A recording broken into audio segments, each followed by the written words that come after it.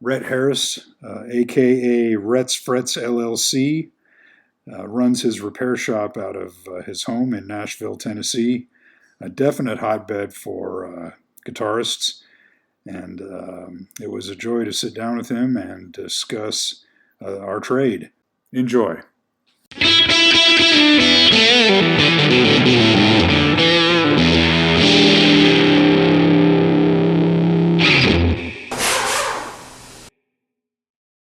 Can you hear me? Yes, sir. Oh, awesome. Okay. Awesome. So I lost my hearing in my old age. No, it is slowly happening. That day's coming for me. Yeah. Right? It's just a matter of time. Yeah, absolutely. Yeah, you play in a band, right? Not Is that currently, no? Okay, because you had a lot of Instagram posts of band. You know, it's in the dark, so I can't tell who's on stage and who's in the photos. I couldn't tell if it Oh was yeah. you or not. I'm mostly I, teching, like I'm side stage helping out, but yeah, yeah, anyways. yeah. And well, that being the case, I've attended many concerts and played in many bands where I did not have ear protection in. So I would not be Uh, surprised, you walk out of that Iron Maiden show going, that was awesome. I know, and you spend the next day, yeah. Oh yeah. and you Worth it just, when though. you're 20 years old, that doesn't mean anything. Worth it. Worth it. Absolutely. Yeah. At the time. hmm Because I have tried shows with ear protection in, and it was not the same. It was Oh not the really? same. You know, it, no, I had to pull out the ear. I was like, no, forget it. I want to Um, hear the whole thing. I try to have those musician earplugs like Heroes or stuff like that. Yes, We the good went to louds a bleed through, and yes. Yeah. absolutely. I see Do you you're know? wearing some of your merch. Oh yeah. Yep. Yeah, There it is. cool, cool. It's a good lid. I like it. Thanks, man. I Yeah, appreciate it. if you go to your, and I just discovered this.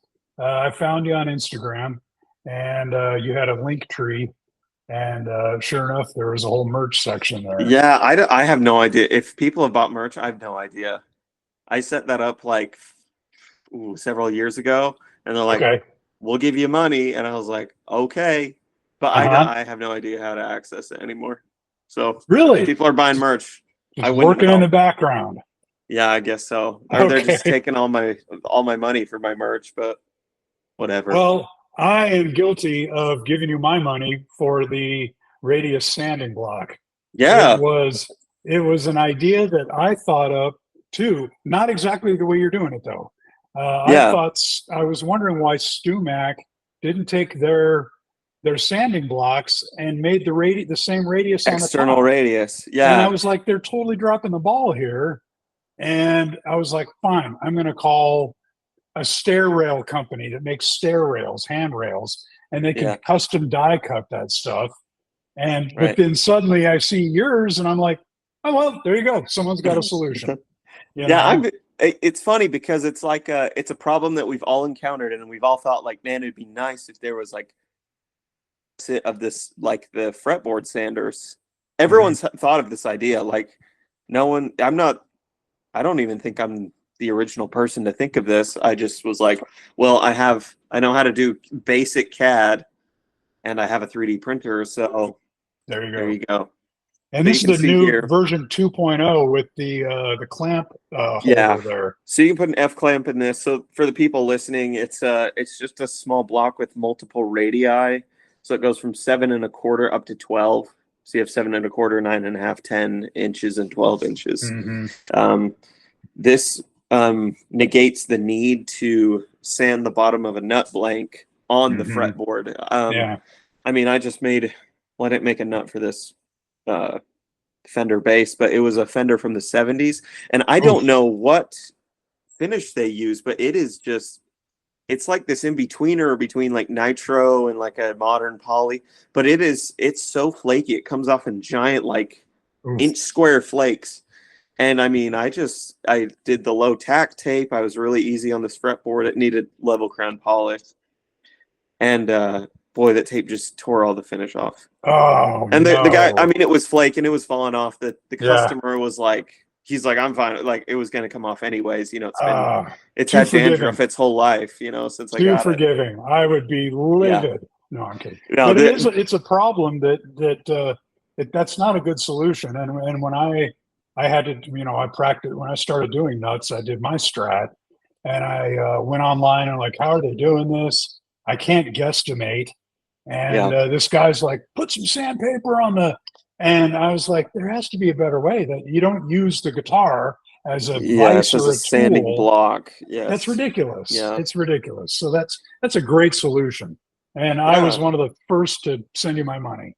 Yeah, I think you have two, right? Yeah, you got the first one and the new one. So that's right, 1.0 and 2.0. Yeah, there you go. Which is awesome. Actually, I was going to give away 1.0, and I thought, you know, there might be a time where I don't have a clamp available, so I have the option of, I don't know. Well, you can having two tools is a luxury.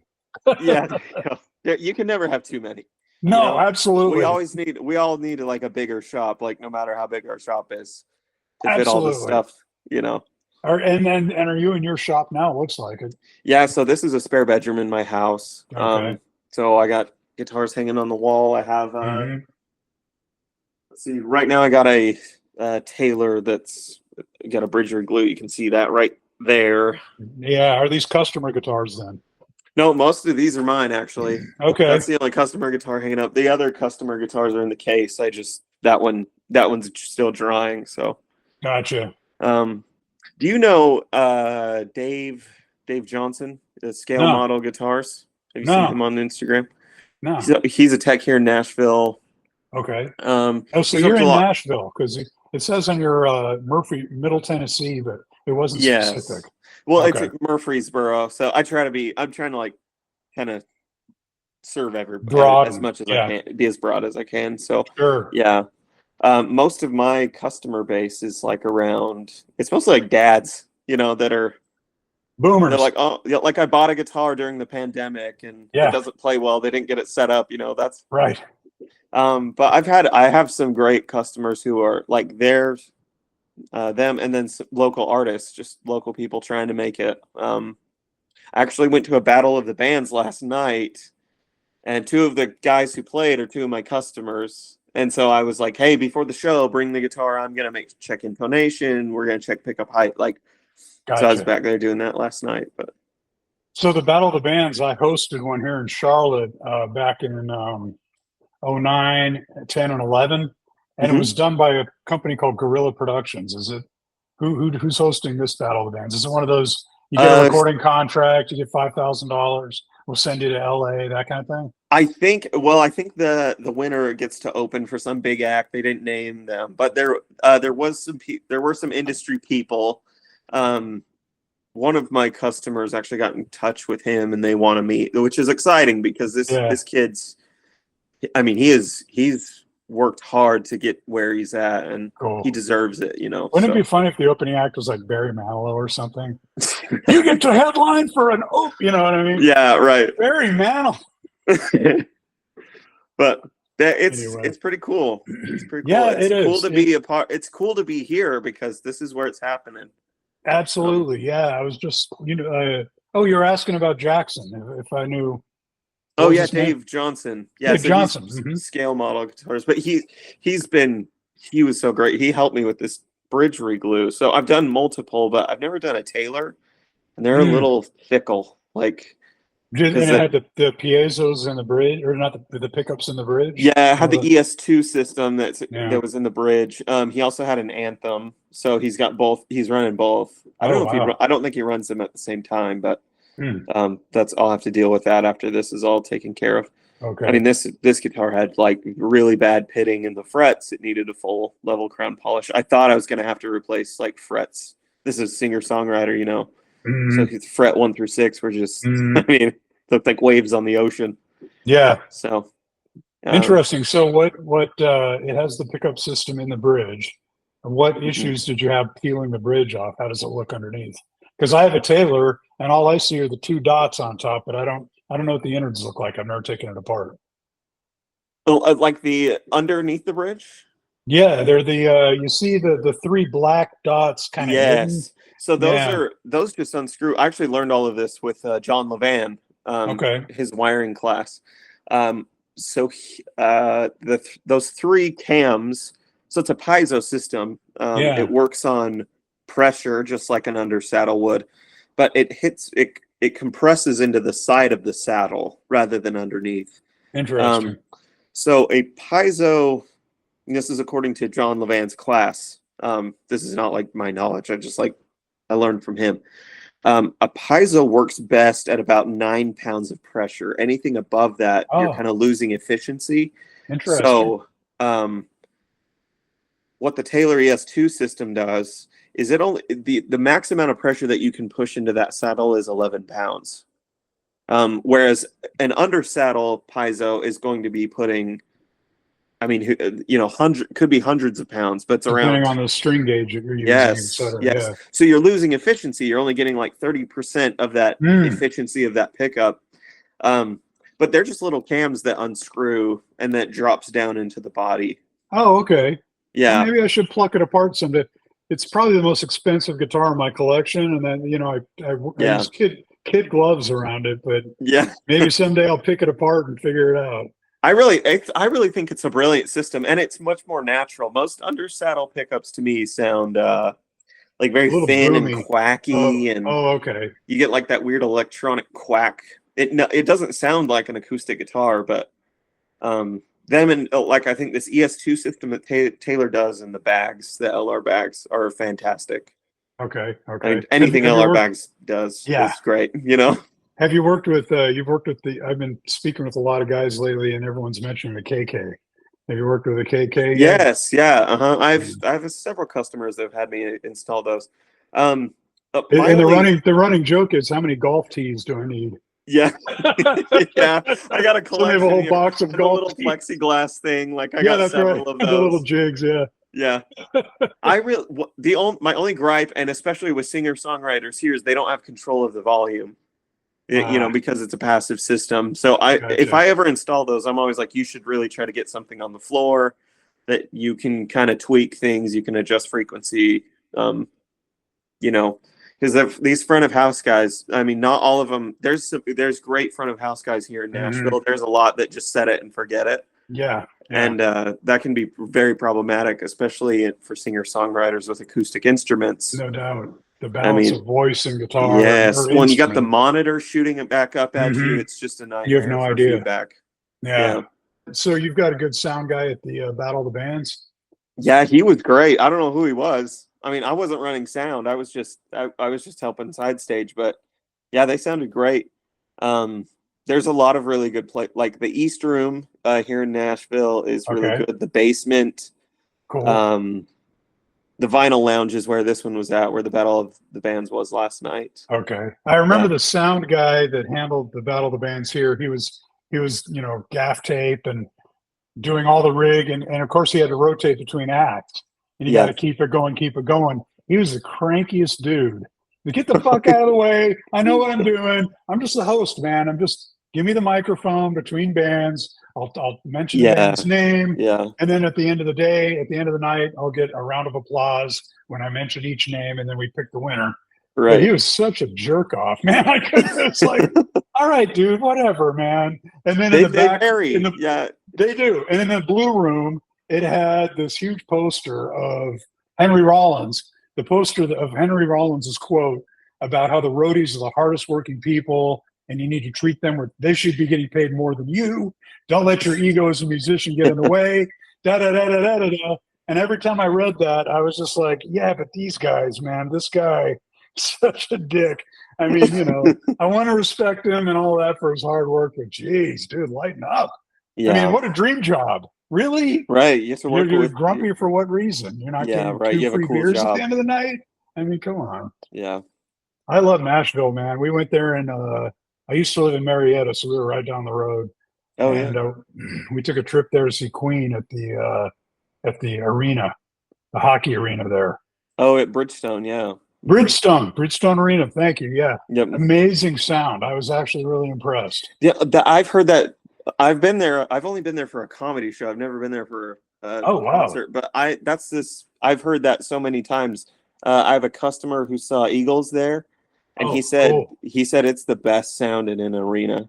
And Vince Was Gill was this- playing with them at the time, which I mean, You you know, can't make Vince Gill sound bad, you know. dude, and I have to So laugh because you just posted about turning into a total fangirl when you caught Vince oh Gill at the my guitar show. oh my The god. guy is such a talented musician. I love Yeah. how he's crossing over from country to rock. It's pretty Yeah. cool. Great He guitar player. Yeah, he was so sweet, and I mean I was just giddy. I had like Beatlemania. I Yeah. was a mess, Uh-huh. but he was so sweet. He was so nice. What- Oh, very what's he nice to doing meet there? you, bud. Was he shopping? He was just shopping for guitars. He's a nerd. Like he's one of us. Yeah. He's such a nerd. What did he have any acquisitions with him? What did he have in his hands? What was he playing? No, that's. I mean, I you barely didn't noticed stalk him when him, he and came in. he picked up that 59 gold top. Yeah. Well, what's funny is I had one of my customers there. He played like this really. The way he got his attention was he started to play this really obscure Chet Atkins song. Oh, and nice. and Vince stopped and turned around immediately. It was like Wow. some lizard brain reaction, you know. Yeah. But he was a sweetheart of a guy. I mean, like what you see with him on like interviews and whatever is what you get. He was super sweet, and he Yeah. would have taken more time for me. I don't want to be that guy that's like. I want to be like giving to this person, you know, rather than just taking. Like, I don't want it to be about me and like I get to meet them and I get to gloat Right. or whatever. It's I get it. because they get that all the time. That's got to be so obnoxious. Oh, So, dude, I get it. You know, my wife and I last July went to the Montreal Jazz Festival. I'm a huge jazz fan. oh, cool. And 3 nights in a row, and I have to give my wife credit because she's not a guitar freak like I am. But night one, we saw George Benson. I have to see that guy before he retires. Yeah. Night two, we saw Rodrigo and Gabriella. Amazing show. And then night three was John Schofield. And Wow. we were sitting in a sushi restaurant night one. It's a vegan sushi restaurant because we're vegan. Okay. And Rodrigo and Gabriella are vegan, and they walk in. Oh my And I'm gosh. like, Oh my Leisha, goodness. holy crap, Leisha, that's Rodrigo and and she's like, really? What? And I just got up and walked over, and I'm like, hey, you guys, I can't wait to see your show. I love what you guys do. That was it. Thank you for the music. Yes. Walk away. Boy, And they and were it- super generous. I mean, just very giving. yeah. But then I have to say, Rhett, as we were leaving, we're in the Montreal airport, and there's John Schofield sitting in one of the terminals. Oh my goodness. And I'm like, Leisha, that you can't miss his gray goatee and his bald head, right? That's John Schofield. I walked over. I said, dude, you had a phenomenal show. Thank you for your music. Oh, that's all right. Yeah, no, your drummer is amazing because he had a trio. Yeah. Your drummer was on last night. He's like, oh, well, he'll be coming by in a minute. I went, no, I don't want to bother you. It's just, Yeah. I'm just backing away, but I just want to let you know.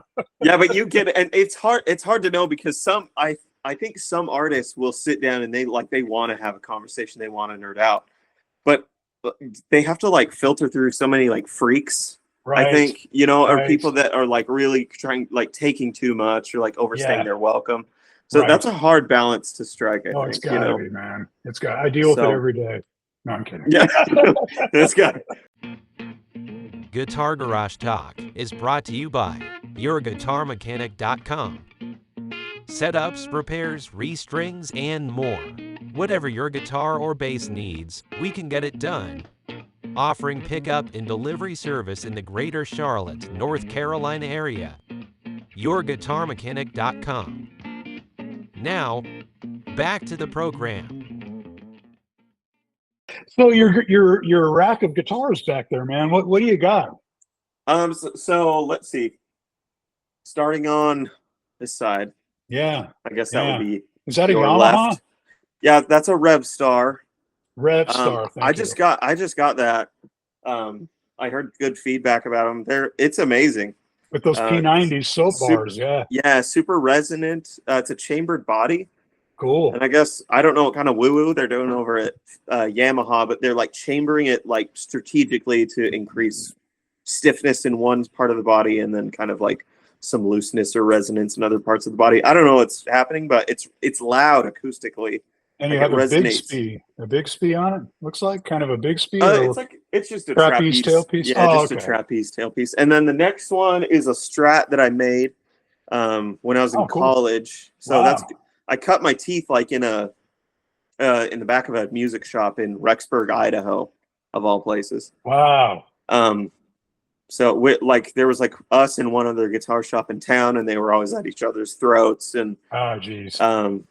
I learned how to that's where I learned how to do like a level crown polish. I learned how to shim a Fender neck, setups, that kind of thing. I messed up a lot of guitars for Rexburg, Idaho. Yikes. Yeah. There's some bad projects in there that I didn't touch. Then the next one it's called a Vintage. Like that's the brand name is Vintage. Oh, yeah, I'm familiar with those. It's like beautiful guitars. I've always awesome. wondered about the quality. Yeah. So that was $500. Plays just as well as any 335 I've ever played. It is a poly finish. It's not lacquer, but like it's got a pretty chunky neck on it. I didn't love it's Wilkinson hardware. So like Wilkinson tuners, bridge and everything. I actually pulled the Wilkinson pickups out. I didn't love them. And I made my own for that one. You wound your own pickups? Yeah, I wound Alnico 2 humbuckers for each of those. We have to talk about that. Okay. So I'm going to stop off your collection because I want to. No, please. I was talking with someone the other day who said they wind their own pickups, and that is a whole nother level. You have spools of copper wire. You've got the magnetic pieces. Can you wind a humbucker, a single coil? I've done single coil like Fenders. I've done my first P90s. Haven't tried them yet. There's a guy here who's supposed to test them out for me. I haven't heard from him. Maybe I'll just give them to someone else if he keeps beating around the bush. And then those were my first humbuckers. These guys, and these probably sound the best. Wow! But now what did you do to make them sound better than the Wilkinson? So I underwound the coils just a little bit. Okay. And then I used an Alnico 2 bar. Okay. Because I think the Wilkinsons have a ceramic. Okay. Yeah, I believe it's ceramic. And then I wanted some more brightness. They were kind of muddy. The neck pickup especially. These almost came out like too bright. Like I don't think you could throw these in a solid body. You'd have too much high end. Okay. And especially being Alnico 2, a little weaker magnet, I'm surprised how bright they are. But low output, like very vintage, like kind of dynamic. They don't compress much. It almost reacts like a P90. These ones. Do you log in when you're winding your pickups? You log in every step you did, how many winds you did. Here are the magnetic. Here's the bars I used, so you can replicate it later. Because it sounds like if you wanted to, it doesn't take long, and you could sell these online or something, right? Yeah, I don't have a thing that controls the scatter, so I'm just using my hand. So they're all scatter wound, but I do have a counter, and I just write on the back of the bobbin what it is, like how many winds, the direction. So if I were to take that pickup out, I could tell you. I just don't remember off the top of my head. Okay. I haven't made any in a long time. I just kind of made them for myself, and one local guy here just to try. I was like, "Can you just try these out? You can just if you buy like the bobbin and the magnet material, I'll just make them. I just want you to try them." So wow. And he was happy. The first ones, I underwound them way too much, and they were full strength Alnico 5 magnets. Yeesh. And they were harsh bright. Like you could not roll enough treble off of those. They were terrible. So I actually turned them into like hybrids. So I did Alnico 5 under the lower strings and Alnico 2 under the high ones. And on the bridge pickup, I actually put a metal base plate like what you'd find on a Telecaster. This was for a Strat. And were the pole pieces adjustable or not? No, not adjustable. Just have you ever done an adjustable pole piece version? Not on a Strat. I should try that. Yeah. But those turned out really great. I overwound them. What I find is if you wind coils on a single coil a bit higher. Well, I think this is for I'm brand new to this, so kind of talking out my ass. But way more than 90% of my audience will know for sure. I'm assuming way more than I know. Yeah, well, and I'm looking forward to like hearing feedback about if anybody knows more about like how coil windings affect sound. I would love to hear it. Because I would really like to. You mentioned scatter, which is, that would be a factor, right? I mean, yes. Mm-hmm. Whether they're tight, in sequence as you go up and then back, or just until it fills up, Right. What would the effect be differently on that? I mean, do you know that part? I don't know exactly. If everyone says that a scatter wound is more open, I'm using air quotes, say open and airy. But I don't like. I would love to. I've never seen like a shootout of like here's a Telecaster bridge pickup and all the specs are the same, including the amount of winds around on the coil. This one's machine wound. This one's scatter wound. Like I've never seen that comparison, so I don't know. I know how mine sound that I've made. It's certainly brighter. Okay. And I'm winding them. There's like a PDF that I have of famous guitar pickups like the Stevie Ray Vaughan or Hendrix, and it has the number of winds and the gauge of wire. Okay. So I kind of followed those. Okay, cool. Try to get around that, If that's the case, what was the difference between Stevie Ray's and Jimmy's gauge wire? I mean, what thicker on Stevie Ray, I would assume? Well, I think, again, I don't remember. I mean, it'd be exactly. interesting to know. But I think Stevie's had like copper enamel wire. Okay. And it was 42 gauge, and it was wound right around 8,000 turns per coil. Okay. A little hotter in the bridge and a little hotter in the neck, which is interesting because usually the neck is not hotter than the middle one. They kind of start like hot at the bridge, and then they get less winds as you go through. But the neck pickup actually had more, if I'm remembering correctly. Sure. He was compensating because he had super heavy gauge strings on a Strat. So I could definitely see. Yeah. Okay, and I mean, a little PSA for anybody buying an SRV Strat: you don't have to put 13s on them. I'm just saying. I haven't had customers that they've really been like, I really want 13s. I want it to be like a Stevie Strat. Those guitars are sold. They don't keep them. They don't play well. Yeah, right. Good point. Stevie even had he had to compensate for how heavy those strings were. His tech. There's a YouTube video of his tech, and he's like, no human could pick up his guitar and play it. It was so uncomfortable. Like his action was just super way high. 3 times higher than it needed to be. The fingerboard started scalloping in places, but wow, it's just what Stevie. I mean, he made that thing his own. Yeah. Who was the name of that lady that used to work at Fender? The famous lady that created those pickups that have her name on them. I don't remember. It's like the Jennies or something like that. Yeah, they're really famous. Yeah, and what I don't remember what it was, but she had a technique that no one else did, and a combination that she did, and I don't remember what that was. Yeah, I don't know what kind of like whatever magic she put in those, but everybody wants a set of those that were wound by that lady. And I think she just got so proficient at it, like maybe they were more uniformly wound because her technique was good, or maybe she just had a certain way of putting the coil on evenly. One thing that I have found, have you ever wound one? No, I've actually come close to having to unwind one, but I stopped myself.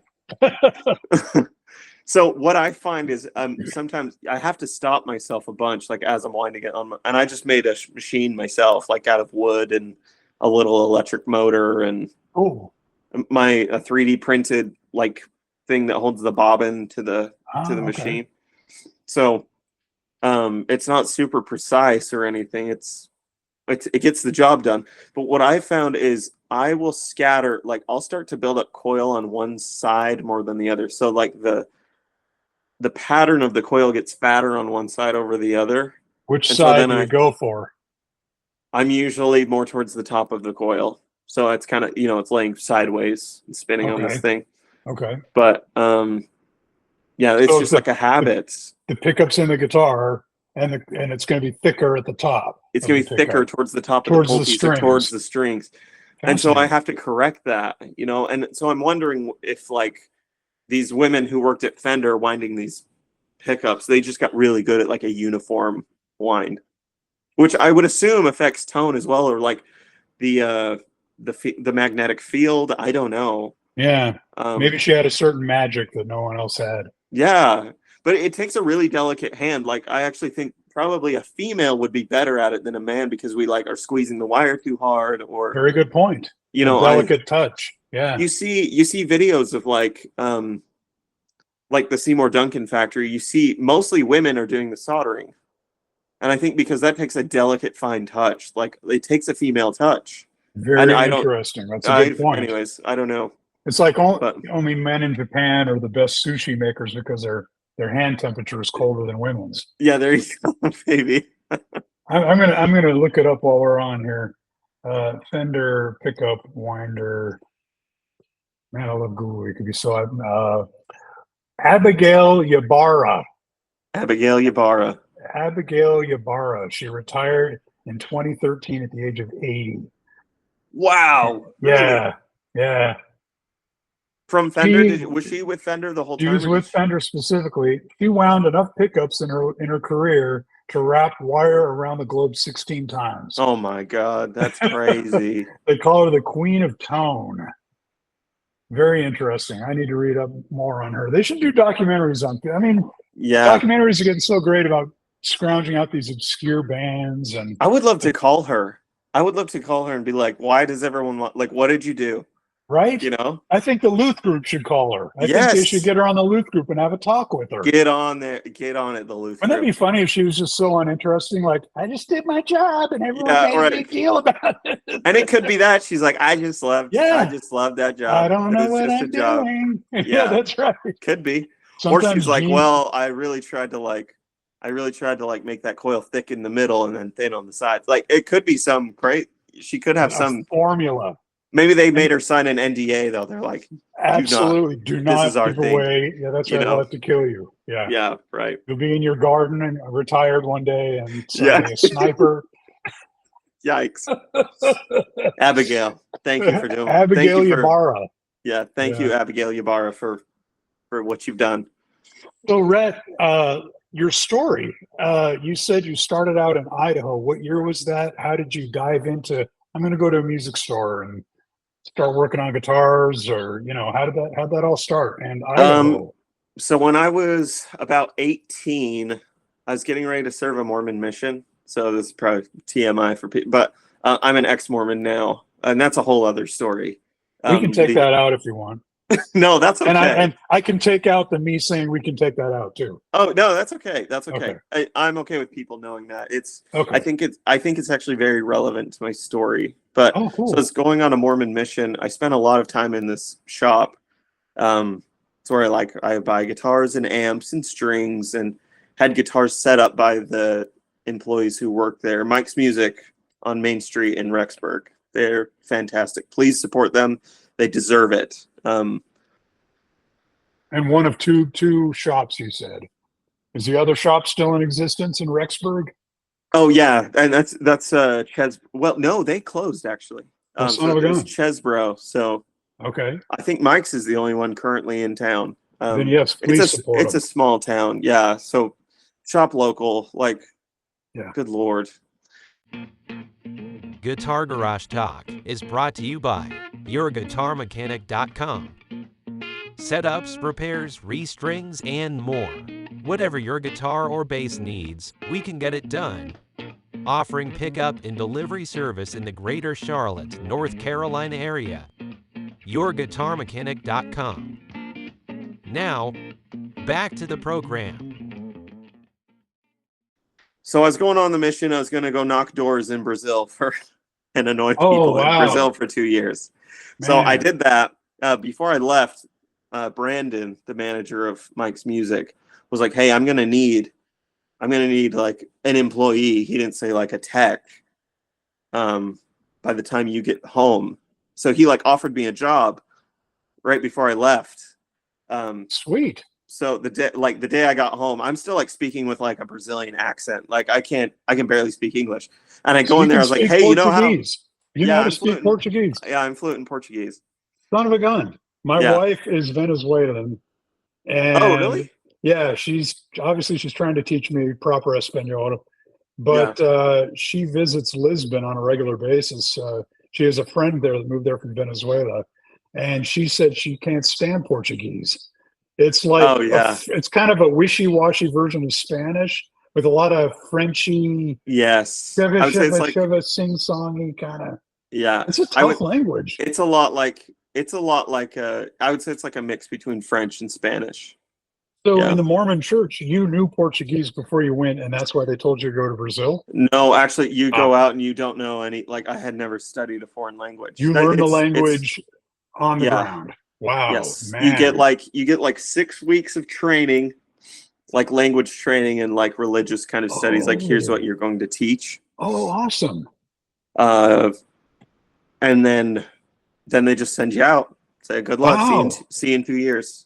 I had a friend that went to Thailand and he learned Thai and came back. And he and I went to lunch one day and he was ordering in Thai and the lady was looking at him like, is that coming out of you? That's an amazing accent. Yeah.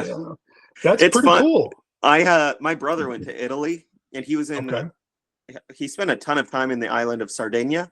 Oh, beautiful. And he got back to the mainland. Like, so you get transferred around in these places. They just kind of assign you to a spot. But my brother got so good with the Sardinian accent that and he has like kind of like dark eyes and olive skin. Like he looks Mediterranean a little bit. Wow. He got to the mainland of Italy and people were asking him like, are you from Sardinia? Like, because he got so good at it. But anyways, yeah. So you went to Brazil, you came back and you had a job waiting for you. I had a job and there,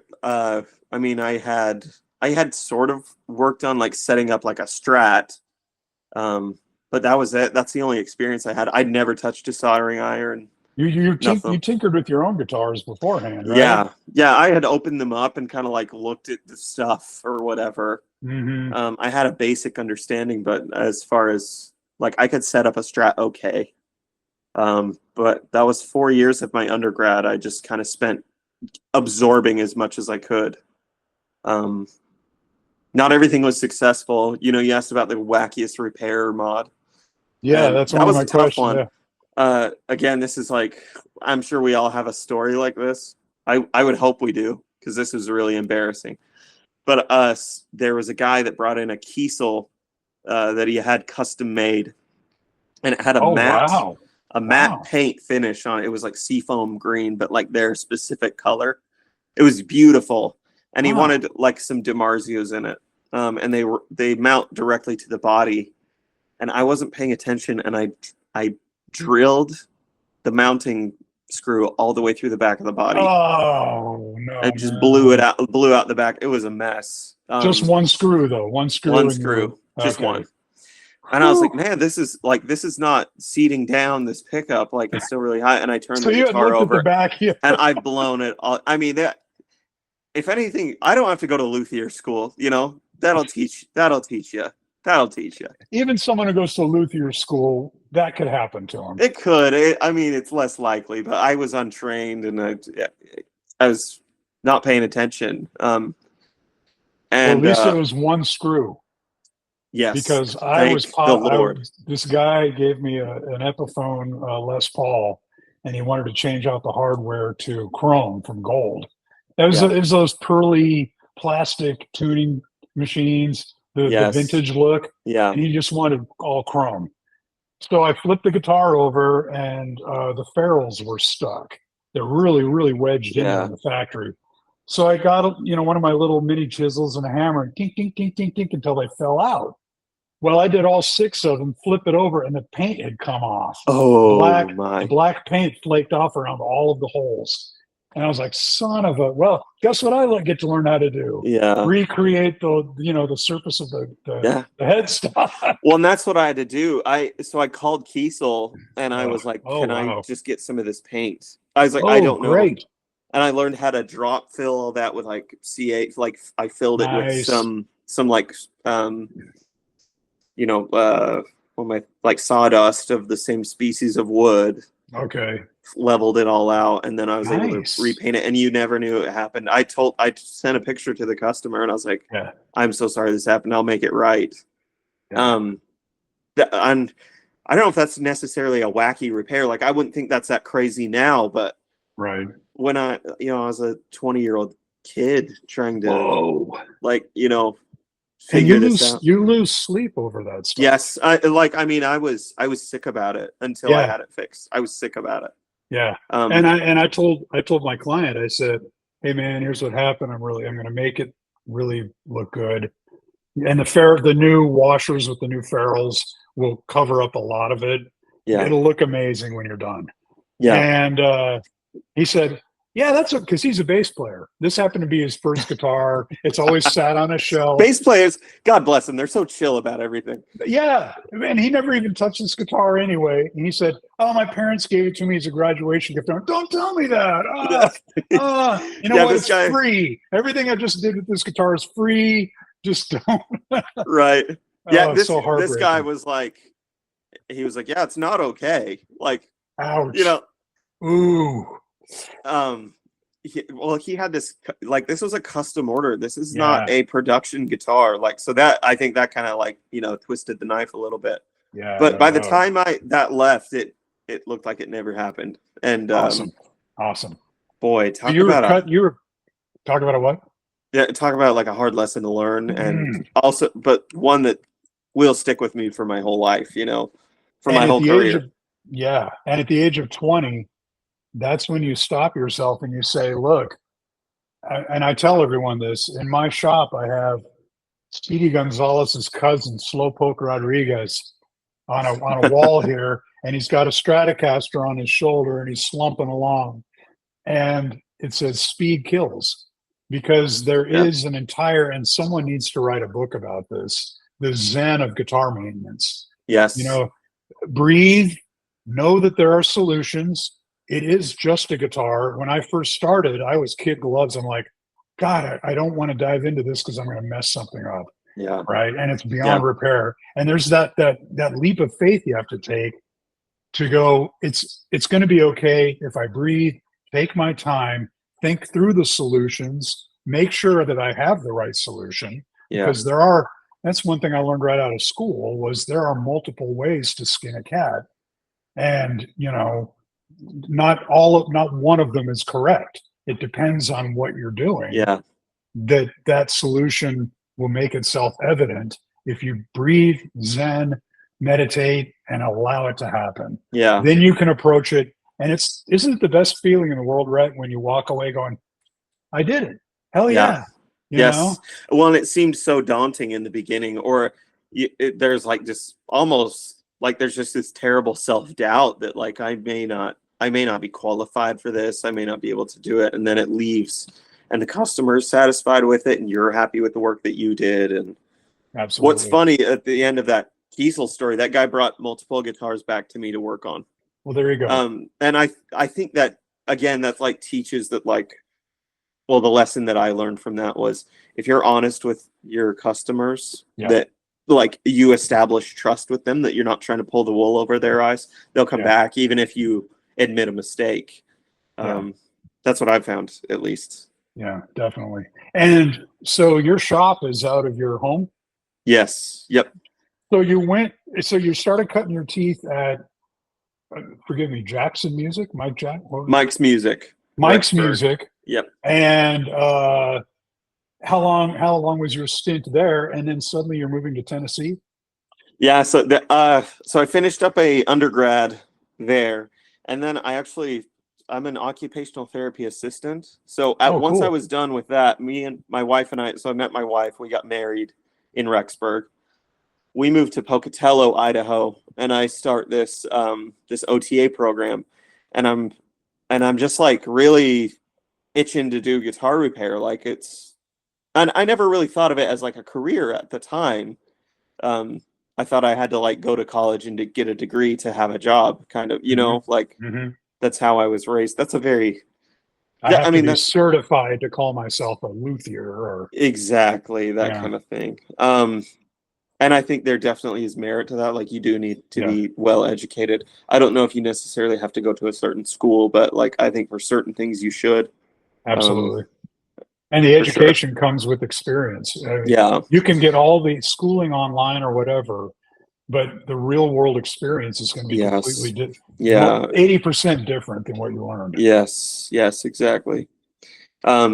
So I started an LLC in Pocatello while I was doing this other degree. I mean, there's 10 guitar players in Idaho and 2 of them need work. Like, there was nothing going on, you know. I think I maybe set up 2 guitars the entire time I was there. What was the LLC? Rhett's Frets? Rhett's Frets LLC. Yep. So that's when you started, Pocatello, Idaho. Yep, that's where that started. And then I really wanted to try it for real. You know, I was like, well, Idaho doesn't have much. There's a very good repair person out there already. His name is Eric Daw. He's a good friend of mine. And you know, he has the market cornered over there. And he does fantastic work. So and you didn't want to step on each other's toes. And you know, so my wife is from Sri Lanka and she was sick of the Idaho weather. And I don't blame her. I was ready to be done with it too. These 6-month-long winters, those are for the birds, man. Yeah. So we decided to live a little closer to her family there in Indiana, and I wanted to live somewhere where there was like a music scene. And I was like, well, let's go to Nashville. We're not too far of a drive from your family. I'll try out the guitar repair thing. So cool. I worked as an OTA up until I was doing that full time and doing this part time. Wow. What year was that you moved out to Nashville? 2021. We haven't been here for all that long. But I've been doing this now full time for only just a few months now. But wow, business is good. It's growing. Awesome. Yeah. I mean, you're in a hotbed of music for sure. Yeah. A lot of setups, a lot of fret work. You know, a lot of guys that are out working. So sure. Yeah, and I'm surprised that it's gone as well as it has, to be honest, because I thought I was coming to a market that was going to be oversaturated with techs or one would think. Yeah. But it's a really tight community and there's plenty of work to go around for all of us. Very cool. Very cool. And you all know each other? Yeah, we just did a little bonfire hang last weekend. It was a ton of fun. So a lot of guys that like worked at Carter's or worked at Gruen's or independent guys like me. Okay. And what I found is very willing to share information and knowledge. You have to. Nothing is a trade secret. If you're doing that, you're doing it in service to the name of our trade. Guitar Garage Talk is brought to you by YourGuitarMechanic.com. Setups, repairs, restrings, and more. Whatever your guitar or bass needs, we can get it done. Offering pickup and delivery service in the greater Charlotte, North Carolina area. YourGuitarMechanic.com. Now, back to the program.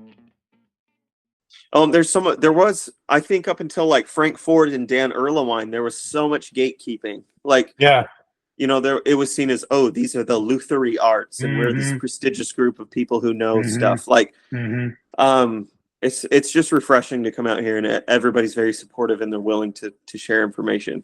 So I was talking about Dave Johnson. He actually helped me with this repair of this Taylor bridge. I was like, I've done these on Gibsons and Martins, and those go pretty well, but this is looking a little different. So it's got 2 locator pins under there.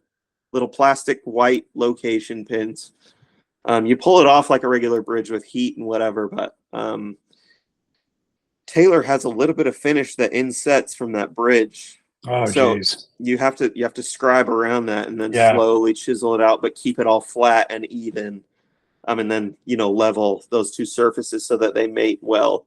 And that's something Dave taught me. He, you know, and he charged me like pennies what he would charge a customer. So awesome.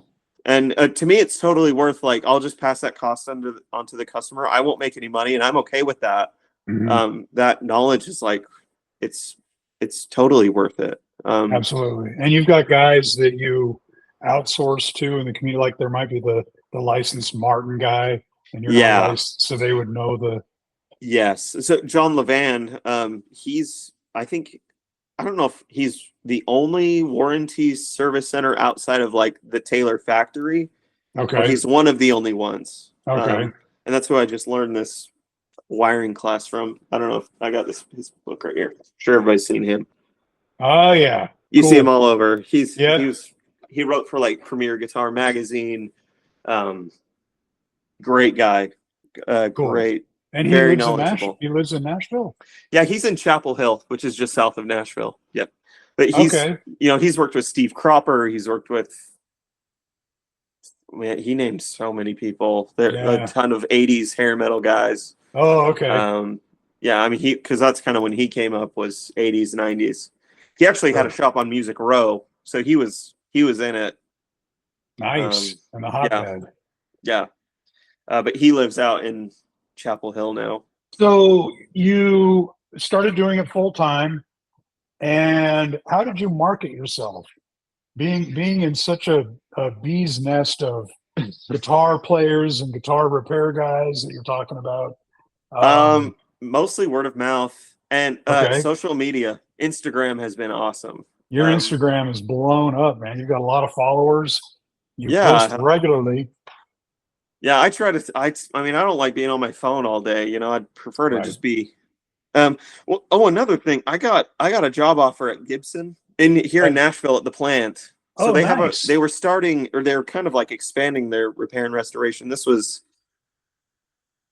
Actually, this was like kind of a conflict because I was wondering, like, should I quit my OTA degree, which was like a competitive program to get into, and go to Gibson? I was like faced with that decision. I interviewed with them. They called me for an interview. I just happened to be in Indiana. We were like visiting my wife's family, and I was like, really, I could drive down there and do the interview. It's just a few hours. So I drove down, I did this interview, and they were like, well, we like your personality. We want you to be the customer service liaison for the repair shop.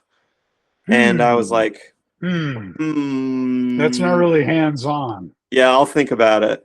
But what the heck would the customer service? What would that entail? I think you just take angry calls. Like, yeah, right. And I love interfacing with customers, but I also want them to know that I'm the one doing the work. Right. I don't want to have to take, like, if someone's unhappy with a repair, now they have to come talk to me and I have to answer for that, Yeah, right. So that didn't really appeal to me. It was a nice offer. They had like great people over there. They took me on a tour of the factory. I was just like, oh, wow. I was a kid in a candy store over there. Sure. I saw how they like did the silk screen of the Gibson. I was like, it's like watching a baby be born, Oh yeah, that's awesome. So it was cool. But yeah, I wanted to work on stuff. Sure. So I turned them down and finished that program. Okay. Yeah. So now you're licensed OTA. Yeah. And then but you're doing full time. So you think the money is better in guitar repair? Definitely not better. No.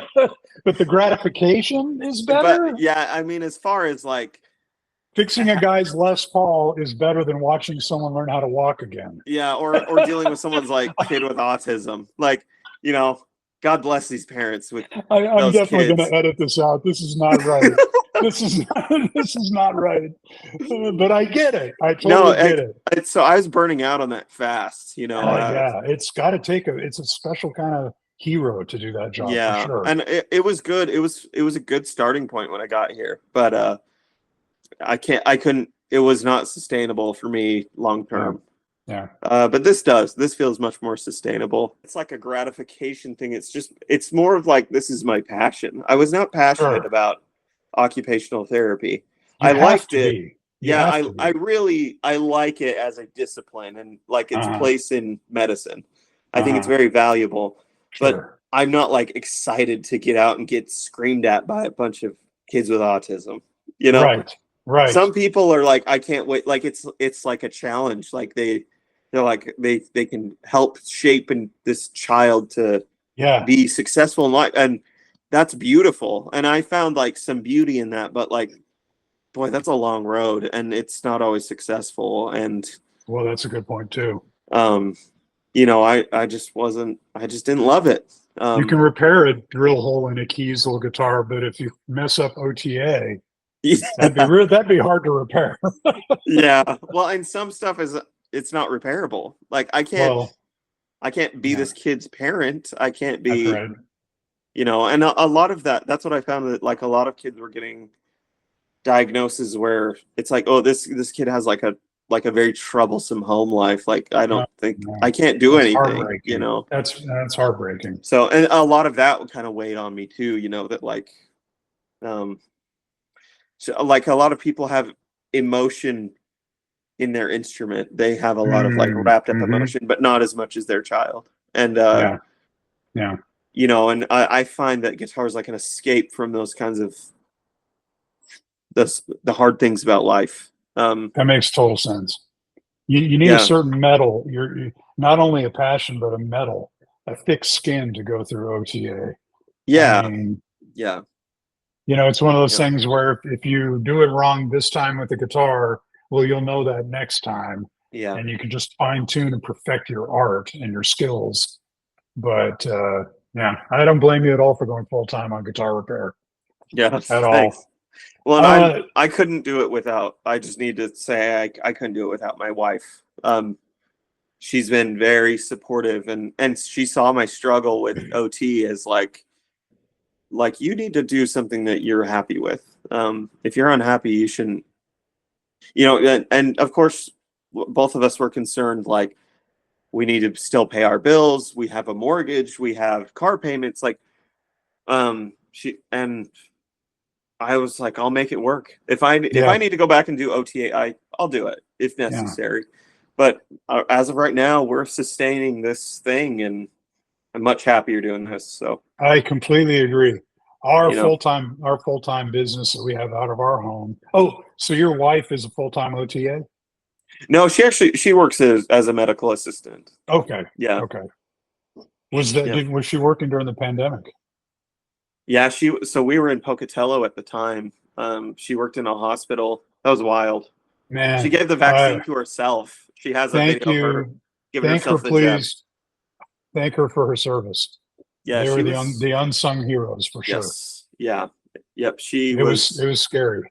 Well, and unfortunately, we still don't have in this, and maybe this is like getting too political, but like in this country, we still don't value those people. They were just given like a pat on the back and told to get back out there. That's right. Like teachers, they're highly underpaid, way underappreciated. Yeah. Yep. And the true. most, I mean, in society would fall apart without those people. That's right. Like if you look at the value that someone's job has and like its impact on humanity, like my wife should be getting paid way more than me, like way more than, Absolutely. She's doing like important life-saving work, That's true. That is very true. Undervalued, underpaid. And God knows the American medical system has enough money in their coffers to take care of that. You're right. Yeah. It's just being misallocated for sure. Yeah. But you're right. I digress. We don't want to get too political. Right. But and back to what I was getting at. My wife and I had a business out of our home, but like you were saying, it was never my passion. It's a functional, well-paying job. But I decided after decades of working on my own guitars that, you know what, Leisha, I think I'm going to go to school for this, and I want to start doing it as a side hustle. Yeah. Right. And she said, and she was completely supportive, like your wife. If that's where your passion is and your love for instruments, then you need to pursue that. And at the age of 56, I'm like, God, I wish I could have started at the age of 20. You know what I mean? Yeah. I feel that now. Like I'm almost 30, and that's how I feel. Yeah. I should have done this. I should have started this 10 years ago. Yeah. Yeah. Whatever. Sorry. 30. No, I'm sorry, kidding. Old man. I'm totally kidding. No, whatever. I'm kidding. And every time I talk about boomers and their guitar acquisition syndrome, that's me. Yeah, I'm like, a 59 tribute? I have to have that. Yeah, right. That kind of crowd. Yeah. So how many car payments can I skip to have the, right, exactly. We call that boomer boner. Yeah. Oh, absolutely. Oh, yeah. And God help me when I go to my first guitar show. I haven't been to one yet, but Oh, I'm really? sure it's like going to a strip club. It's all teas. And did you walk out with any guitars in your hands at the show? No. Yeah. Mm-mm. See, but you wanted to, right? I wanted to. Man, there was a 63 Strat in there that was really it needed a good home. I'll keep it under like good humidity and temperature. Sure, baby it, spoon feed it. When I take the pick guard off, I'll put it right back on. I'm not gonna let it shrink. I know all the stuff. There you go. Was it a sunburst? Yeah, it was a burst. Yep. Beautiful, in great condition. I mean, cool. I've had $250,000, Is that how much it was priced for? I think that's what it was. It was about $250,000. It was there for show. No one's going to walk off with that guitar. Unless you're Vince Gill. He might walk out with it, Yeah. Yeah. Actually, I think Vince Gill is kind of a Les Paul guy. I've seen the Eagles on stage on YouTube, and I think he's a Les Paul guy, but I'm not sure. He does everything. Absolutely. His number one is a white Telecaster. It might even be a no-caster, but well, there you go. Yeah, he kind of runs the gamut. He loves 335s. He's got an amazing collection of Martins. Oh wow! I mean, yeah, cool. So that's what I love about YouTube. You and I were talking about. You mentioned early wine, and back in the day when it was close to the vest and no one really knew much. When the internet started, when you find these articles on, gee, I wonder how, and you do a search. There's these groups from 2000, 99, where people are, hey, I'm trying to do this. And, everyone's interjecting all the way up to 2024. Yeah. You'll see responses to this one question. Yeah, on the forums. But, yeah. And you can see the desperation back then, but now you're like, oh, really? Because back then, it was a hard thing to find out how to do. But nowadays, there's 20 videos on YouTube on how to do it. Yeah.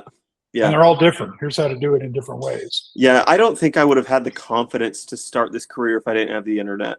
And it almost feels like cheating. Like I feel it really does. Almost like it? There's like this imposter syndrome where it's like if I didn't have Google, not a chance in hell I would have started this. Because I don't. And I mean, you do have to sort through like bad information. There is a lot. Right.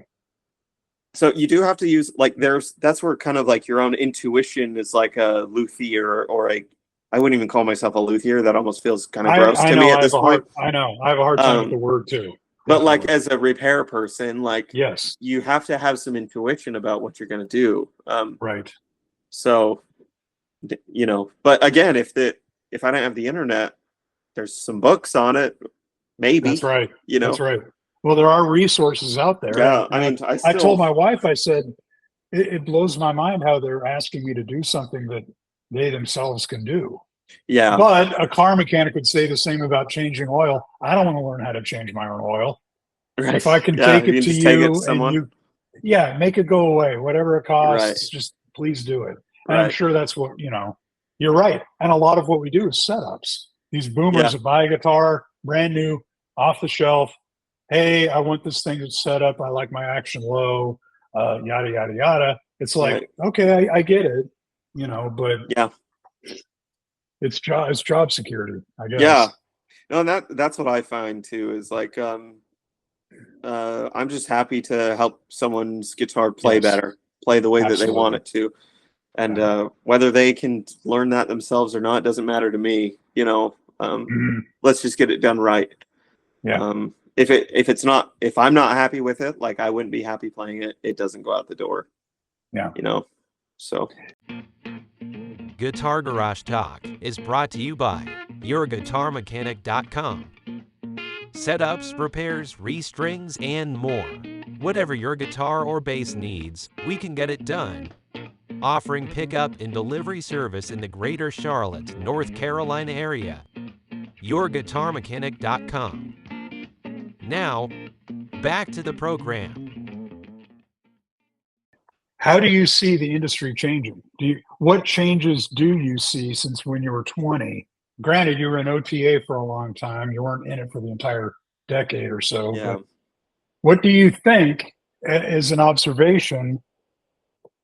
I think, and now that we're talking about it, the one thing that I'm seeing a lot of, and you're a very good case in point, is the construction of tools and jigs and and such that don't exist to get the job done.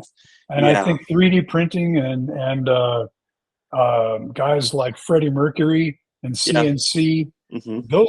they're getting very cost effective, and I think there's an empowerment that's happening there. It's kind of cool. Yes.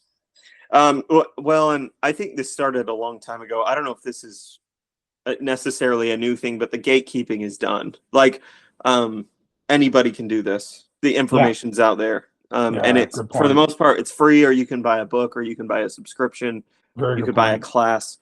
Like, what's his name? He's a guy in Colorado who does like a fully online luthier class. I signed up a O'Brien. while. Oh, Robert okay, yeah. O'Brien. Yeah. And there's another guy called Scott Luthier or Scott Luthery or something. Yes. He's I'm got a on good his one email too. list, I think. It's interesting because I just started kind of brushing up on his classes, and I think he's Italian, so he has a really thick accent. Oh, really? Yeah. And I went, oh, cool. Let me see what he says about Floyd Rose setup, because Yeah. I like finding out the basic stuff and seeing how different it is with every repair guy, right? Because everyone has their way of doing a Floyd Rose. It was a 6-minute course. I'm like, dude, really? 6 minutes? Wow. Because the school that I went to, Southeast Guitar Repair out of Georgia, they've got like 3 videos, 30 minutes long each on how to properly do a Floyd Rose. Yeah. I mean, I feel like you need like an engineering degree. You know, that's always the joke. That's the joke. An engineering degree, and I swear to God, faith to that little block isn't going to let that high E string pop you in the eye. Yes. When you're tuning it up and you hear it doing those little tings, ting, ting, oh ting, my ting, goodness. ting, Yep. you flinch just like what's going on. Right. Right. And why can't and I was telling my wife about it the other day at breakfast. Why can't they make a Floyd Rose where you allow the ball end to exist? Yeah. Why is that even a factor? That you have to chop I mean, off? you could make one that goes through the back like a trim on a Strat. You could totally do that. Yeah. Yeah. Why can't Floyd Rose perfect that? I don't know. It's the weirdest thing. The physics are insane. All that tension holding that high E. Yes. I agree. What I found is I take some like kind of rough sandpaper and I just like pass it on that just to rough it up a little bit, gives it some abrasion. That is a great idea. But not much. And it has to go perpendicular to the way that the string runs. Right. So it's like teeth kind of that cut into the string. That's a great idea. But you're right, very light, because you could totally mess up one of those little blocks. Yeah. It's like one pass, it's not much. Man, thank you. I'm gonna write that down. Yeah, there you go. You learned something new. Speaking of that, the Fishman Fluence, was it you that asked me about that? Yes. How did that go? You know what? It was a freaking nightmare because I had everything on the jig. I had it wired and I had it soldered, and I started from zero, and I was like, I had to get up and I walk away for a few hours before I plugged it in, because I didn't want to know. You know what I mean? I didn't want to plug it in and find out that it was all for nothing. Yeah. And that's what did happen. And that's when I reached out to you and said, have you ever done anything? Come to find out, the previous, while I was soldering, my iron got too close to one of the pickups insulated wires. There's like 5 wires coming out of each pickup. Yeah. And it melted the shielding, and it melted the wire underneath and broke it. And that was the issue. Wow. So I literally, but I didn't find out until I pulled it all apart, took all the solders off, and I started all over again. Yeah. Just to make sure everything was in line. And when I was doing that, I looked at the wire and went, let's cut the shielding off and see what's going on under here. Yeah. Sure enough, that's what it was. And I was like, so just the heat broke the wire? The heat melted the it was thick insulation. It was like the green, the red, the white, the black, and the ground were all coming out of that one wire. Oh, okay. Yeah. And it melted the white. It melted the hot, I believe. Oh, okay. The white. It melted the white. And at this point, I don't even remember if the white was a hot or not, but I think it is. And that was it. Man. So I restripped it. Thank God they give you a ton of a lot of extra. Yeah. Yeah. Have you used like hemostats? This is what I learned from John. He uses these all the time, like little surgical pliers. That is a great idea. I actually use tweezers that my wife had in her Oh, there you go. cosmetic kit. Yeah. I But then I went off and I bought the whole StuMac soldering tools. Yeah, Right. And I I've got have all of those. them lined up in my drawer, but I've never even touched Yeah, them. I haven't used them either. I have them, but never used them. This has been super useful because you can clamp down on one, like on a wire. That's right. Because it locks down, you know. Yes. So, and it's got that nice curve too. Yeah, and well, you can get them all in different sizes, you know, because like a pair of pliers, you have to keep constant pressure on it, whereas those you can clamp down on the wire and it stays put. Absolutely. So, but that whole soldering thing, man, I lost sleep over it. I was like, all right, I'm going to go watch a movie, go have a cup of tea, step away, and come back and plug it in and see if everything. Sure enough, it was this nothing, and it's like, what the hell is going on? I did it, and I'm looking at the wiring schematic. What am I? You know, it's like I'm missing something. A freaking nightmare. Wow. But I'm telling you, man, once they work, those Fluence pickups are freaking incredible. They sound amazing. And they're so versatile. Yeah. Absolutely. I've heard so many samples of those. They're so popular. John Levan in this wiring class talked about them. He said, these are a bear, but they do sound great. You know, like dude, and they make a jazz set that I'm really interested in probably buying for myself. Oh, cool. Yeah, I have a 335 as well, and I'm thinking about getting the jazz set and putting them in the 335. It's not a Gibson, it's an Epiphone 335, so I can sacrifice the pickups out of that. Yeah, but those have like the Pro Buckers or whatever. Yes, yeah, those don't sound great. I have a Les Paul right there, and I took the Pro Buckers out. I didn't like them. Yeah. But you know, this is funny. This is a soldering job. This guy is a Schecter 8-string. He's a lefty, which drives me nuts. I can't. Fun. Setting up a left-handed guitar is such a weird reverse pots and everything. He's got an 80. This is an 80 gauge. Woo! Drop G, and then he's got the standard 6 at a drop G. Yeah. But he put the DiMarzio Petrucci's in here. Oh, cool! This 80, you have a bass guitar basically. Just do your bass riff, and it's just drop G. You say? Yeah. These Schecter guitars are beautiful, man. This mahogany back is gorgeous. Yeah, I think that's one manufacturer that's like come leaps and bounds in the last 10 years. Isn't that right? You get a lot. You get a lot for your money with Schecter. You absolutely do. Yep. They set up really well too. The fretwork's usually very good. They're truss gorgeous. rod is like I've never had like a seized truss rod from a factory with those. Like they move very smooth and everything. Good point. Good point. I have a client he's into thrash metal and new metal, and he's into LTDs.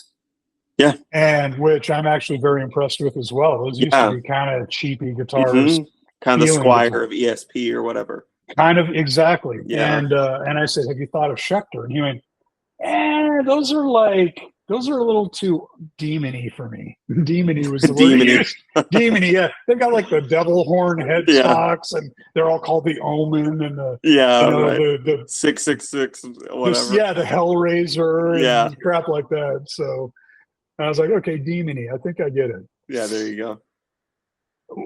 Rhett, what is your favorite tool in your toolbox? Do you have one? Ooh, my favorite tool. That's such a weird question, but I've gotten some great answers. I really love the solder sucker. Oh, I've got that's one just too. Fun, Yeah. I love watching that. That's just so satisfying to watch all that old solder get just taken away. One little push of the button and it's like click and it's gone. Yeah. But here's the thing I'm finding about my solder sucker. I've got this. I think I got mine on Amazon, and when you reset it, when you recock it, the old solder has a tendency to pop out of the tip. So you have to make sure you're not, Well, I love it. It sticks to that little tip in there too sometimes. So you can pop it out and then just peel it off and throw it in the trash or whatever, which is nice. Yeah. I mean, I like that one, but let me... I'd hate to say because that's the tool for mistakes.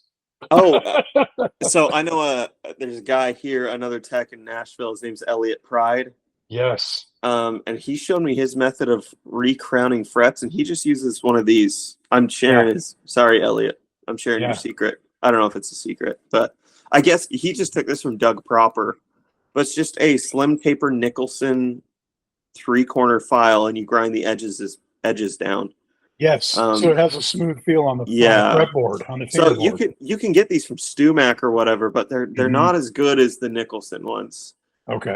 I find that the StuMac ones, which I have, tend to roll the fret over, like you roll over the surface of the fret, the playing surface of the fret easier. Interesting. Okay. Whereas these kind of stay put, very accurate. So I love using this. It's fast.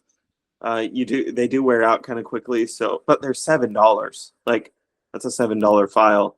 And you can pop it out of the handle and reuse the handle. Yeah, and you can reuse the handle.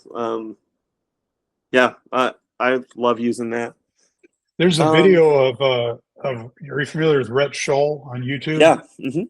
Rhett Scholl recently took a guitar to his favorite tech in Atlanta. And this guy, he wanted to make the low end Squire Telly into the best high end Telly that he could. Yeah. So he did all these upgrades to it, et cetera, et cetera. One of them is he wanted to roll the fingerboard. So he took it to his tech and he said, "You want to see what my technique is for rolling a fingerboard?" He grabbed a Phillips screwdriver and just took the edge of the screwdriver and went down on the corner of the fingerboard and rubbed it back and forth. No way. Just burnished it, like just burnished. Exactly, burnishing. That's right. And wow. it was like genius. It's so simple. And he had the fret. He had the fret idea, like you're saying, where you grind it down on one side and it's smooth, and then you can get in there without ruining a fingerboard. Yeah. It's funny how simple some things are. I saw this thing on Instagram. It was a way to clamp two boards together, and it was just like a long strip of wood into two nails on each end, and you just pound one board over, so it's kind of across these two boards that you're trying to glue together. What does it just sucks the two boards together. Okay. You're just pounding one over, so it kind of creates like force laterally pushing these boards together without a clamp. I mean, it was like, duh, of course. Like, how dumb am I that I didn't think of something like that? Like, builders, the builders are the guys that know all the. I mean, there's a Japanese art to joint making and woodworking. Yeah. Those seamless. They make these wild zigzaggy cuts. They come together with the wood, and suddenly, you're looking at one piece of wood. Yes, and it's just incredible. A mallet and cuts. It's insanely cool. Yeah, it's almost like watching origami. Yes, I love that kind of stuff, man. Yeah. I would love to be more into like the woodworking kind of stuff. I'm working on building a shop at the moment. Oh, cool. So hopefully I'll have a bit more space where I'd love to make my own. I think I would love to manufacture like my own line of like boutique electric guitars. Oh, dude, cool. Their Novo guitars are here in Nashville, and I actually draw a lot of inspiration from them because they're not copying anybody. They're just taking like what's great about Fender and Gibson and all of their designs, and they make their own. But it doesn't look like a Fender. It doesn't look like a Gibson. It's truly unique. It's truly unique. Speaking of Rhett Scholl, I think that's his go-to guitar. Yeah, he has that Sparkle Novo. Any suggestions for someone who wants to get into the industry? What would you tell some kid that, because I've had kids walk into my shop, I have mine out of my house, and they're like, "Oh, this is what I want to do," you know? And it's like, are you sure? I mean, so what would you, I know what I would tell them.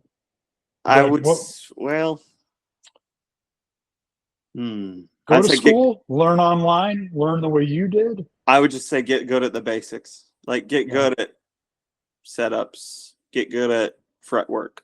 Like don't come into my shop with your guitar, do it yourself. Maybe that's too. A good start. Or I mean I would be happy to run someone through their setup. Like if I can empower the player, because I mean if you're out on the road, right, you break a string or something goes out of whack, you get to a different humidity or you change string gauges, like it's just such valuable knowledge that it doesn't take any genius to do it. I mean, I am not the brightest tool in the shed, and I can do it really well. So, yeah, I'd say just learn the basics. I think that's a good like foot in the door, or like change a pot, like change a pickup. Just learn that, because I think that kind of gives you a good gauge on like if you want to continue with this, if this is for you or not. Because there's a lot of people who are like great players, and they think that like they want to eat, sleep, and breathe guitars because they love guitar so much. But then getting into like the repair, like kind of the boots on the ground, getting fret, like making a mess, burning your fingers on a soldering iron. Yes, all of that kind of stuff. Or like frying the other wires, or nicking the side of a control cavity with a soldering iron. Like, that's all. Those are all like hard lessons to learn, and I don't think that's for everybody. Right. It takes a certain amount of patience for sure. Absolutely. Patience. Yeah. Well, and a certain personality type almost. Like, I have customers who are fantastic players that probably couldn't even like turn a screwdriver, but they would think you'd like want to do something like this because it's guitar related, but a lot of it is like it's just kind of busy work, or it's like very tedious. I kind of like the tedium of it though. Like I like really like a quiet area to work and go through each individual fret and make sure each line on like my crowning thing is like perfect. Like I really like that practice. You're getting into the zen of it for sure. Yes. And I don't think a lot of people think that's like wildly boring, but no, I totally agree with you. I'm into that too. Yeah. But I did notice that I'll put music on in the background. Like the other day I was playing Django Reinhardt in the background beautiful. while Awesome. working. Yeah, right. And I was working on the guitar and I was just getting into the freaking vibe of it. And then I had to solder something, and I went, I can't have any music playing while I'm soldering. I'm sorry. I don't care how. It's just so distracting. Yeah, it takes a lot of focus. Guitar Garage Talk is brought to you by YourGuitarMechanic.com. Setups, repairs, restrings, and more. Whatever your guitar or bass needs, we can get it done. Offering pickup and delivery service in the greater Charlotte, North Carolina area. YourGuitarMechanic.com. Now, back to the program. And we're getting kind of into the philosophical stuff. You walk into a guitar shop, it's like a place of worship. Yes. And a lot of this has come from like kind of like my faith deconstruction and reconstruction, where I'm like finding beauty and spirituality and faith in places that I normally was like taught not to find them, or that I wouldn't find them. But I find that a guitar shop is like a place of worship. There's like a sacred nature to the craft. And absolutely. And that's not to say that like no one's welcome, or only certain people are welcome or worthy of it. But there's just like this tremendous respect for this instrument and what it means. Like what a good setup means to a player. It not like it could mean a lot financially for them, because that's how they make their money. But also it's like if you can like make this instrument not get in the person's way so that they can be a better creator, that there's like a spiritual nature to that. There's like a absolutely. That's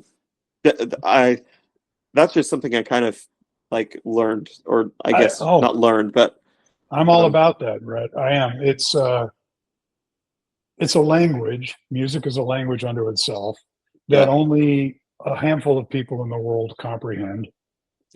People dabble in it. I can say, pregunta una cerveza, por favor. Yeah. But that's about as far, you know what I mean? Yeah. Functional Spanish, functional music. There's different levels of, and you're right, it's like a holy mecca to go to a guitar store. There's people sharing ideas. There's instruments along the wall that are going to play every genre imaginable. They're going to pronounce that language in a different way, but they're going to tell stories. And when someone finds the one that they connect with and they entrust you with that that That guitar, tool of worship. that tool of worship, that means something. You're right. We're Yeah. the carpenters that are, Yeah. you know what I'm saying? It's a cool, you could write a book on it, man. Definitely.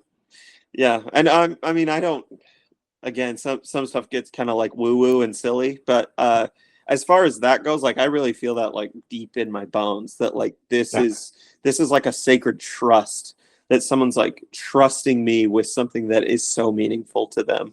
Absolutely. And I don't want to violate that. Like I want to continue to be worthy of it and continue to learn about it. I think we're perpetual students. Like Absolutely. there's no arrival point. Like I'll right. never get to a point where I'm fully satisfied with my knowledge or my skills. Right. And that's kind of fun. That's a good, healthy outlook on it for sure. Yeah. Always learning, always is Yeah. fun. And it's interesting that you mentioned connecting with the musician and their instrument. I have an episode coming up where I interviewed Must Create Things. He's a guy on Instagram. He makes Weissenborn guitars. Are you familiar with Weissenborn? They're like a lap slide guitar, but the neck is also chambered. It's not like a traditional grab onto the neck and fret. It's Must Create Things. Must Create Things. I'm looking them up right now. And he creates these Weissenborns, and he talked about a developing relationship with the musician that's about to buy one. That he doesn't sell them online. He commissions it, and people, word of mouth, they'll come to him and say, I would like a Weissenborn. They talk about the wood. They talk about things that have nothing to do with music. And he says it takes them up to a year to make one Weissenborn for each musician. Wow. A long process, but a very meditative connection with the musician. Yeah. Where are they coming from? Who are they as a person? And he listens to their music while making their instrument. Wow. And it's this complete connectivity. That's so beautiful, man. It is. That's It's awesome. very moving, very moving. And he puts a message inside the top of the guitars, the Weissenborns, specifically to that musician, hidden underneath, under the sound hole. Yeah. It's just the coolest thing. That is awesome. That is beautiful. He makes great instruments, and he sent me a list of these musicians that have them, and they're playing them on YouTube and Spotify. Beautiful music of all sorts: bluegrass, blues, instrumental, meditative music. Just gorgeous stuff. Yeah, that's so awesome. I told and as a repair specialist, we do have a connection as well. Yeah, the builder, yes, that's a level of connection. We have a level too, because we keep that instrument alive and working and so that they can better reach their vision, their desires and pains, and it's cool, man. It's cool. Yeah, I really wish someone could write a book about that. I think there's something there. If you've never looked it up, there is a book out there. If you've never looked it up, called The Zen of Guitar. I'll look it up. And right now. it's dedicated to players, and you can literally plug in. I was telling my wife, she plays cello and classical piano. She's classically trained. And I said, you can plug in anything into the Zen of whatever it is. But Zen of Guitar speaks to the player. And it's just a great read. Is it Byron Nemeth? Is that the one? That sounds right. Yeah. Understanding Guitar Through Direct Intuition. Yes. Great read. Great read. And I think someone should write a book about the connection of the luthier to the guitar and the musician. Yeah. There's something there. I'm sure you've seen like videos of there's two that I'm thinking of. So Michael Bashkin did one for StuMac where he's building a guitar from start to finish. There's also one that Michael Greenfield does, and he talks about making works of functional art. Like those are his words. Beautiful. And I'm going to write these down. Michael Greenfield. Yeah, Michael Greenfield is one, and then Michael Bashkin. Actually, I got to play a Bashkin at Carter Vintage like 2 weeks ago, and it was tremendous. It was amazing. Is that in Nashville? When I was there, I visited a vintage store, but I don't remember the name of it. There's several. Carter's is probably the most well-known. They just moved. They're under like new ownership and stuff now. Okay. They have a repair shop in there, I guess, but okay, cool. But there's a ton. There's a ton of So, guitar and shops. these guys are on YouTube with these videos? Yeah, so Michael Bashkins is on Stu Mac's channel. The Michael Greenfield one, I'm not sure. I actually got to meet Michael Greenfield at NAMM, and he's like this little like leprechaun guru guy. It was interesting meeting him. Like his energy is unlike anybody else's. He's just like very present. He didn't seem to be like worried about anything that was going on. He's trying to sell these guitars, but he didn't act like a salesman.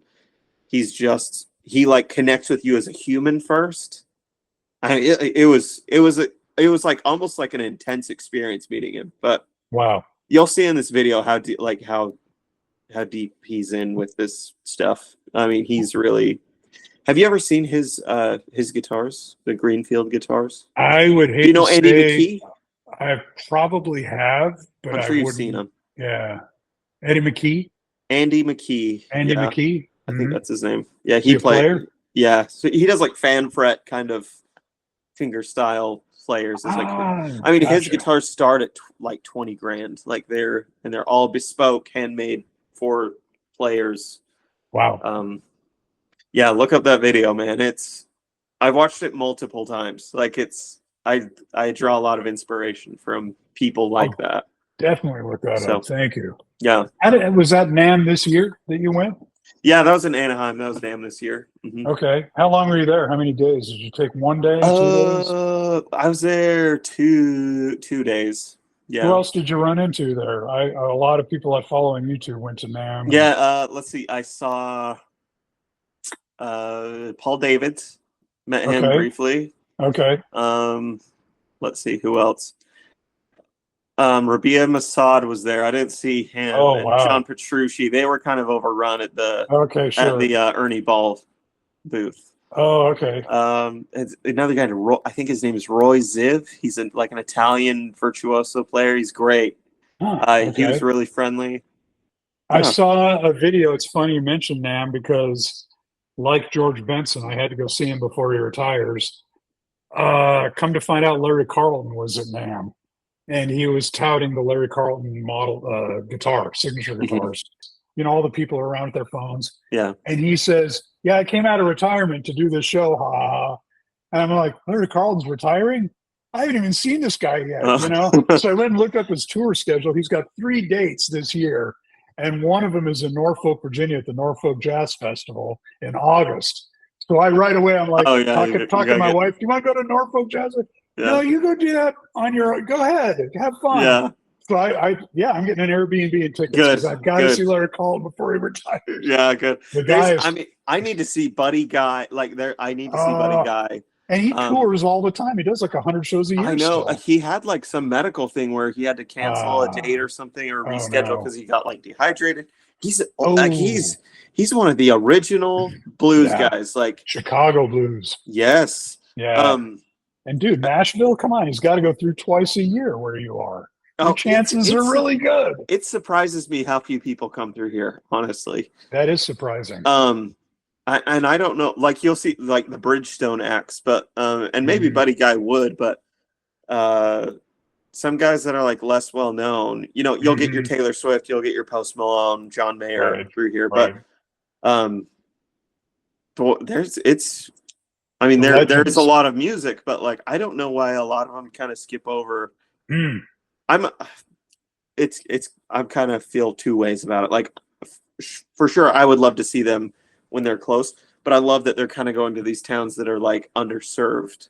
I mean, I grew up in a tiny little town. Like the closest we had to go to Salt Lake City to see a concert. Right. You know, Right. we had to drive 5 hours. We had to like stay overnight. Yeah. Just to go see like a huge headlining act. You know, because Right.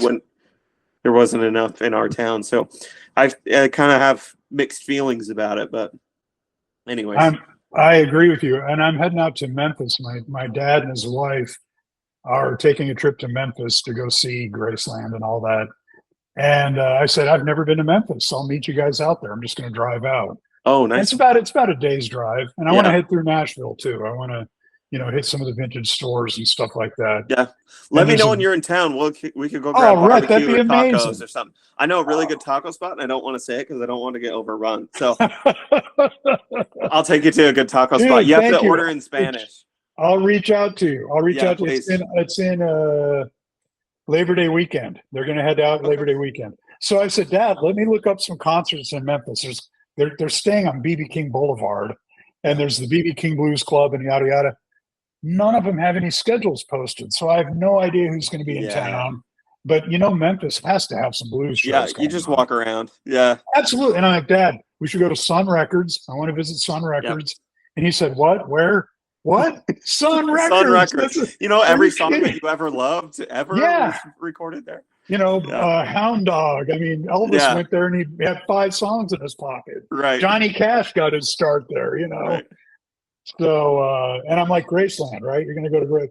Nah, I don't know about Graceland. What? I mean, I'm not even a huge Elvis fan, but I'd go to Graceland. Yeah, of course. Come on.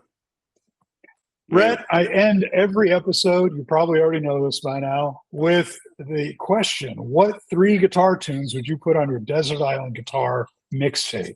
Okay, I've been racking my brain. I've been so bothered by this question. I hate the pain that this brings everybody. It's such a fun question, but everyone just... Okay, so I'm thinking I gotta go...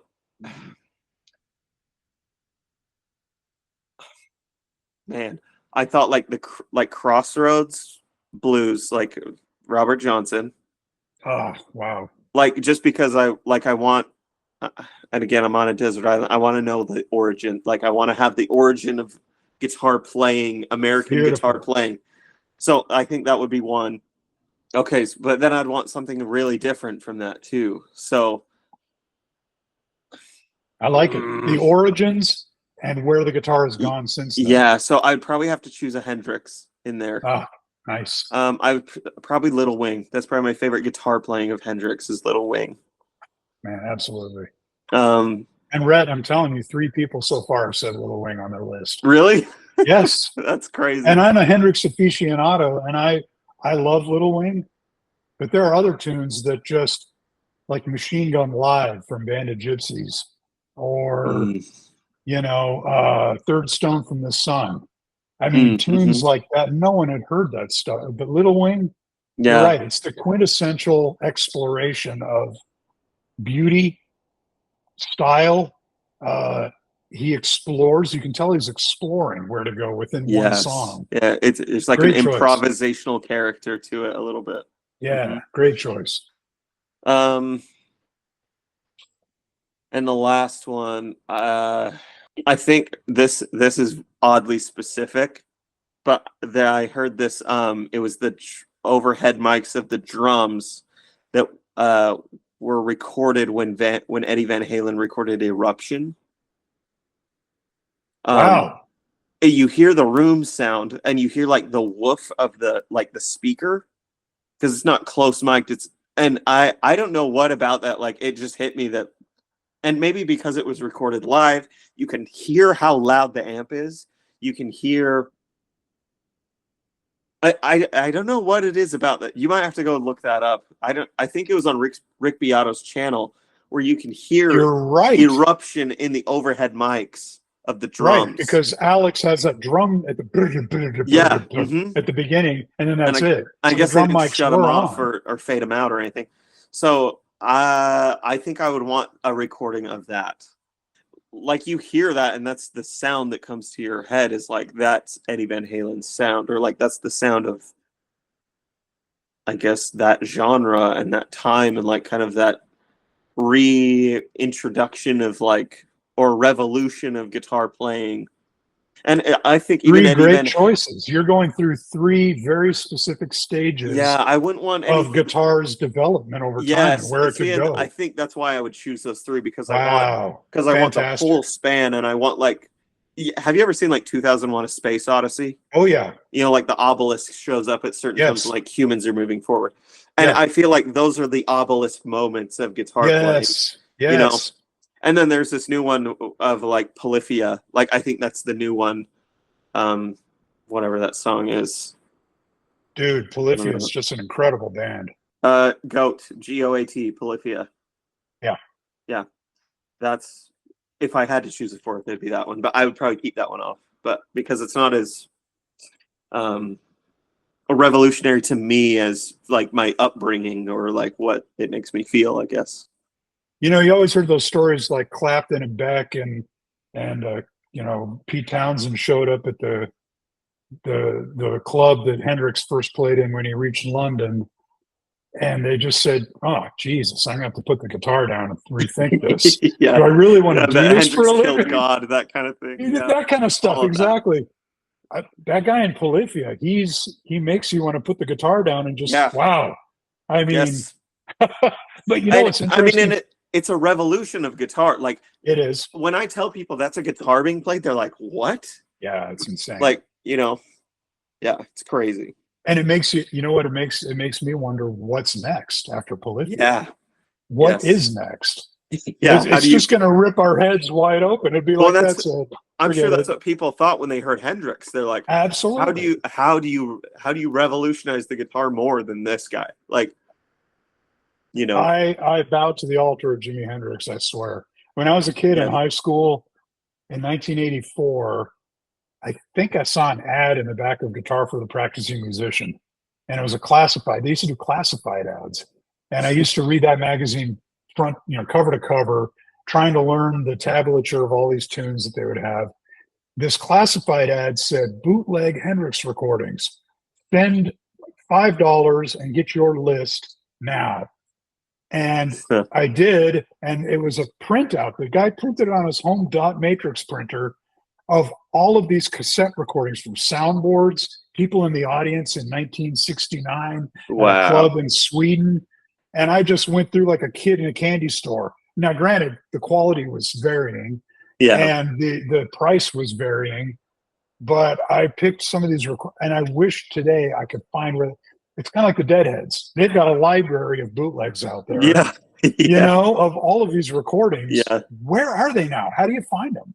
Yeah. I mean, I'm sure the Deadheads have a network online. Yeah, they would have something. But this Hendrix guy, where's this Hendrix library? Yes. I have to find that. I have to go searching for that. Huh.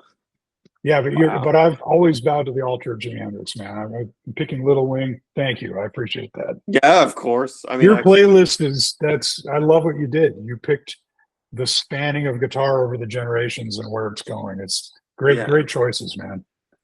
Thanks. Yeah. Rhett, everyone can find him on Instagram, Rhett's Frets, and that's Rhett with 2 T's. Yeah, Rhett's Frets LLC. There is another Rhett's Frets, the imposter. Really? After your account came? Well, I think he may have had the account. I think I have the LLC name, but I didn't know this guy existed when I made this. But he's like Rhett's Frets. You should give him a follow for sure. He's a collector and he has like really cool guitars on his. But I'm Rhett's Frets LLC. The repair guy. The repair guy. Yeah. I want to talk to a collector. I want an episode with a collector. He might be willing to talk to you. Who knows? Absolutely. Well, if he does, then I'll hold on to your episode until I can do 2 Rhett's Frets in a row. Yeah, do back to back. There you go. Got the 2 Rhett's Frets. Again, man, the Radius sanding block, dude, you nailed it. And you're getting a lot of shares on Instagram with it. It's awesome.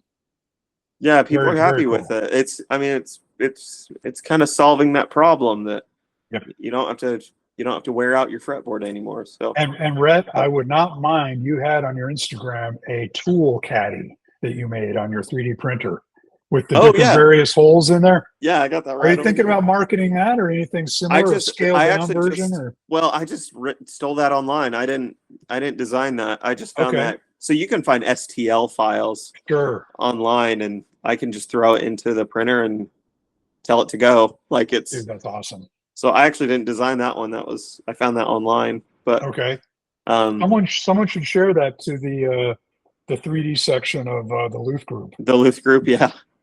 Is your radius block on the Loof group, or have you kind of held on? No, not yet. I think I'm gonna hold on to it. I might talk to Stu Max if they want to do something with it. Or dude, that's a great idea. Anyways, I'm not sure what I'm gonna do with it. It's kind of like I sold a few of them, and people are interested, and now they're kind of done with them. Maybe I don't know. Maybe they had their day in the sun, but we'll see. No, Um, man. That's a problem that's going to be there for a long time. That's a solution for it, definitely. Yeah. Any tools that you have rolling around in your head for future ideas? I thought about doing one that's opposite this for And you don't saddles. you don't have to. No, you it's don't have okay. to- I'm okay. again. I don't want to gatekeep any of this. I think Okay. it should be available. Sure. So I'm thinking about doing one of these just a little thinner, for sanding the radius on a saddle, like a bone saddle. But it would just be like this. It would just have like it'd have like a 16 for like a Martin. I'd probably throw a 14 in there just for those oddballs, but yeah. That's a good idea. And then it would just be opposite. It would be a concave radius rather than convex, but it's all in one station. So you don't have to hunt around for it. Great idea. But we'll see. Mm-hmm. Awesome. I Well, Rhett, thank you for your time, man. It's greatly Dude. appreciated. Thank you. It was such a pleasure to meet you. You're a great interviewer and a great guy. Like we haven't man, ever thanks. met in person, but if you're around Nashville, please let me know. I'd love to break Rhett, bread with you. I'll probably be reaching out to you, before then, but it'll be in September. And I'd Cool. love to. Awesome. Do you Awesome. drink beer? I do. All right, man. Yeah. Beer, barbecue, and tacos at that joint you're Okay. talking about. Sounds great. Sounds great. Rhett, take care, amigo. It was great talking with you. Thank you, sir. Have a good one. Adios.